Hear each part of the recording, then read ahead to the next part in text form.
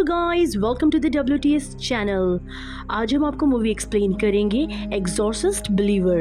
कहानी की शुरुआत में हमें एक विक्टर नाम के आदमी को दिखाया जाता है जो अपनी प्रेग्नेंट वाइफ के साथ हेटी के एक टाउन में घूमने आया हुआ होता है। वहाँ की रहने वाली औरतें विक्टर्स के वाइफ के होने वाले बच्चे के लिए बहुत सारी ब्लेसिंग्स भी देती है, लेकिन जो विक्टर होता है वो ये सारी चीजों पर बिल्कुल भी बिलीव नहीं करता। अगले दिन हमें ये दिखाया जाता है कि उस जगह पर बहुत बुरी तरीके से भूकंप आ जाता है, जिस वजह से विक्टर की वाइफ बहुत बुरी तरीके से जख्मी हो जाती है। उसकी वाइफ को हॉस्पिटल ले जाया जाता है। डॉक्टर विक्टर को बताते हैं या तो आपकी वाइफ को बचाया जा सकता है या फिर आपके बच्चे को। विक्टर के लिए ये फैसला लेना बहुत ही ज्यादा मुश्किल था। इसके बाद कहानी 13 साल आगे जाती है, जहाँ पर हम विक्टर के साथ उसकी बेटी एंजेला को देखते हैं। यानी कि उस वक्त 13 साल पहले विक्टर ने अपनी बेटी को चुना था। विक्टर और उसकी बेटी में बहुत ही अच्छा बॉन्ड होता है। ये दोनों एक दूसरे से बहुत प्यार करते हैं, लेकिन कहीं ना कहीं एंजेला अपनी मॉम को बहुत ज्यादा मिस करती है। उसके बाद ये दिखाया जाता है कि स्कूल खत्म होने के बाद एंजेला अपनी दोस्त जिसका नाम कैथरीन है उसके साथ वो एक पास के जंगल में आती है।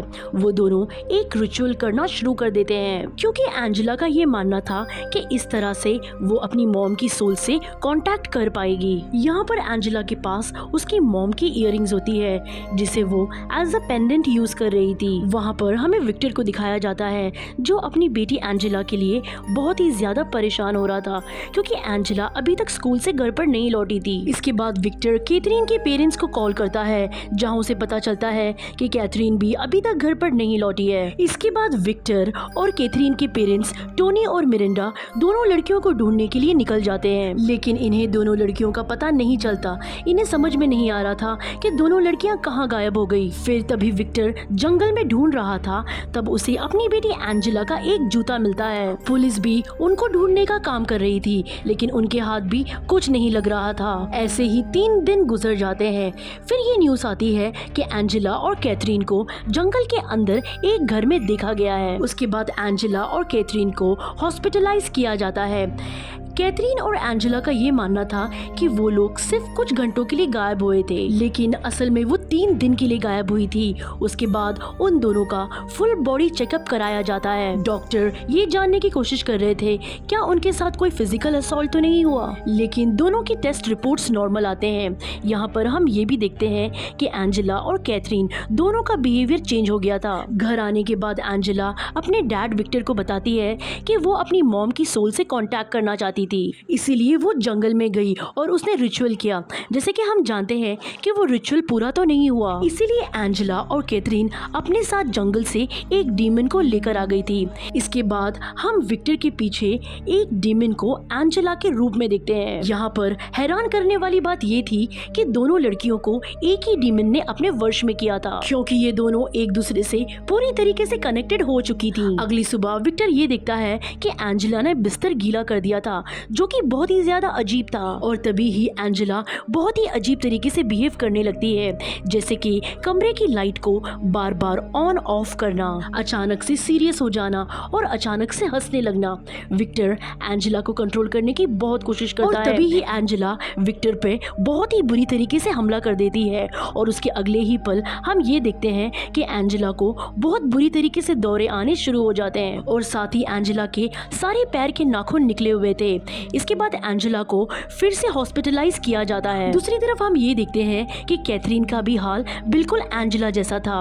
कैथरीन के पेरेंट्स कैथरीन के लौटने की खुशी में चर्च में प्रेयर करवा रहे थे, और तभी ही कैथरीन खराब हालत में चर्च में एंटर कर जाती है और फादर और सब लोगों के सामने बॉडी एंड ब्लड बोल के चिल्लाने लगती है। इसके बाद कैथरीन को भी हॉस्पिटलाइज किया जाता है। विक्टर और कैथरीन के पेरेंट्स आपस में बातचीत करते हैं, जहाँ पर कैथरीन की मॉम मिरिंडा का ये मानना था कि दोनों लड़कियों को एक ही डीमन ने अपने वश में कर लिया है, लेकिन विक्टर इन सब बातों पर यकीन नहीं करता। तभी हम ये देखते हैं कि रात में एक एन नाम की नर्स एंजेला के पास आती है, पर तभी ही एंजेला के अंदर जो डीमन होता है वो नर्स एन का पास्ट उन्हें याद दिलाने लगता है। ये सुनकर नर्स एन एकदम हैरान हो जाती है। अगली सुबह नर्स एन विक्टर के पास आती है और उससे कहती है कि जो भी तुम्हारी बेटी के साथ हो रहा है वो नॉर्मल नहीं है, वो डिमोनिक है। विक्टर को इन बातों पर यकीन नहीं होता। वो उनसे कहता है कि ऐसा कुछ भी नहीं होता। उसके बाद नर्स एन विक्टर से कहती है कि कल रात एंजेला ने मुझे मेरा पास्ट याद दिलाया, जो कि मेरे अलावा किसी को भी नहीं पता था। दरअसल नर्स एन एक नन बनना चाहती थी, लेकिन उन्हें एक लड़के से प्यार हो गया और वो प्रेग्नेंट हो गई। उन्होंने अपना अबॉर्शन करवाया। उसके बाद वो एक नर्स बन गई। नर्स एन विक्टर से कहती हैं कि ये बात मेरे अलावा किसी को भी नहीं पता, ना ही मैंने किसी को बताया। जो सुनकर विक्टर भी थोड़ा सोच में पड़ जाता है। जाने से पहले नर्स एन विक्टर को एक बुक देती है। इस बुक को क्रिस मैकनल ने लिखा था और क्रिस मैकनल कोई और नहीं बल्कि रीगन की मॉम है और रीगन को किसी डीमन ने अपने वश में कर लिया था। उसके बाद विक्टर क्रिस मैकनल से मिलने जाता है और उनको अपनी बेटी एंजेला के बारे में सब कुछ बता देता है। क्रिस मैकनल विक्टर से कहती है कि मेरी बेटी को भी एक शैतान ने अपने कब्जे में कर लिया था, लेकिन अभी मेरी बेटी कहाँ है मुझे कुछ भी नहीं पता। वो विक्टर से ये भी बताती हैं कि पहले उन्हें एग्जॉर्सिज्म पे विश्वास नहीं होता था, लेकिन जो कुछ भी उनकी बेटी के साथ हुआ उस वजह से उन्हें इन सब चीज़ पर विश्वास हो गया है। इसके बाद क्रिस विक्टर के साथ हॉस्पिटल आ जाती है एंजेला को देखने के लिए, लेकिन जो एंजेला के अंदर डीमन होता है वो क्रिस को देख के ही पहचान जाता है। क्रिस एंजेला को देख के समझ जाती है कि एंजेला के अंदर भी वही डीमन है जिसने रीगन को पॉजेस्ट किया था। इसके बाद क्रिस और विक्टर कैथरीन के घर आ जाते हैं, जहां पर हम ये देखते हैं कि कैथरीन के पेरेंट्स बहुत बुरी तरीके से डरे हुए थे क्योंकि कैथरीन के ऊपर डीमन बहुत ही बुरी तरीके से हावी हो रहा था। तभी विक्टर कैथरीन के पेरेंट्स को संभालता है।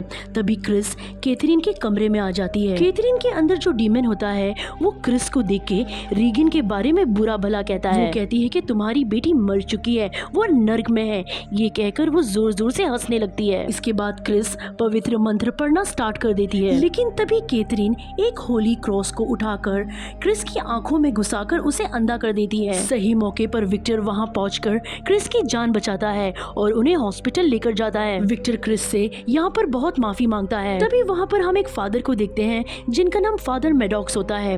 वो चर्च में आए हुए होते हैं और वो चर्च से परमिशन मांग रहे होते हैं कि उन्हें 2 लड़कियों का एग्जॉर्सिज्म करना है, लेकिन चर्च उन्हें इस बात की परमिशन नहीं देता, ये कहकर कि वो दोनों लड़कियों को साइकियाट्रिस्ट की जरूरत है। वहीं पर क्रिस विक्टर से कहती है कि तुम तुम्हारी बेटी एंजेला को बचा सकते हो, लेकिन तुम्हारे अंदर फेथ होना चाहिए और साथ ही तुम्हें सब लोगों को इकट्ठा करना होगा और उन 2 लड़कियों का एग्जॉर्सिज्म यानी रिचुअल्स करना होगा। ये सुनकर विक्टर एक लेडी प्रीस्ट के पास आता है जो कि एग्जॉर्सिज्म और रिचुअल्स करती थी और उसके बाद एक बड़ी एग्जॉर्सिज्म की तैयारी की जाती है। 2 चेयरों को एक जगह फिक्स कर दिया जाता है। इस चेयर पर कैथरीन और एंजेला को बिठाया जाएगा।